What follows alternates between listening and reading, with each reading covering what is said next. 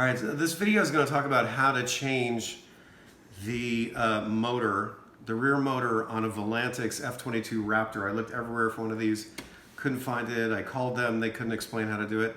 And after a bit of trial and error, I figured this out. So basically this engine is glued in here pretty solidly like this. It's in there when you start off, and in order to get it out, this is what the replacement engine looks like right here, and which I've already installed. Now the problem is that this is glued in so tight that you've got to figure out a way to get in here and get this out. Okay, so after much trial and error and some semi-destruction of this model, I figured out the best way to do this, and that's basically, if you look here, what I've done, I opened up this part and I realized that that's not necessary. I was going to go back, I was going to install it back to the circuit board, but that's pointless. The best thing to do is to take the wire that runs to the engine that goes over here, open up a small opening right here like I've done here. You see this?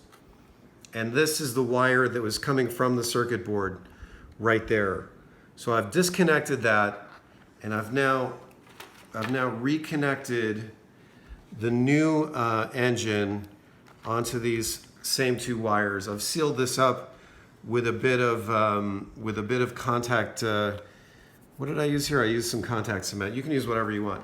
The main issue though was getting this out, and I ended up fashioning something like this. I actually cut along here, and then I realized you don't even have to do that.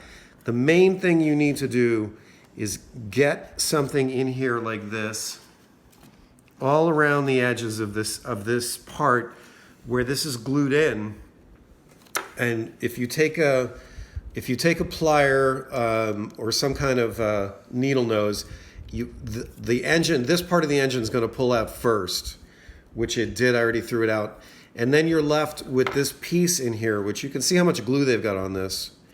There's a tremendous amount of glue. So what I needed to do was get in there with some sort of flat utensil.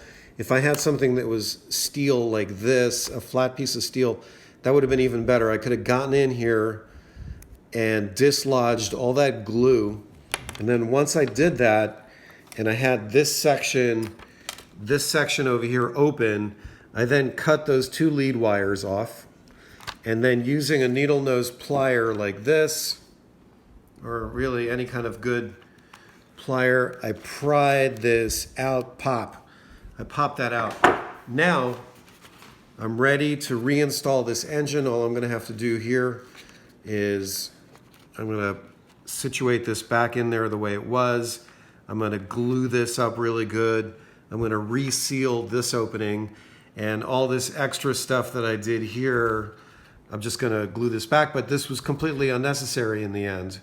All I really needed to do was open this hole, disconnect these wires, dislodge this plastic that's glued in here, and then pull the old engine out, and then splice in the new engine.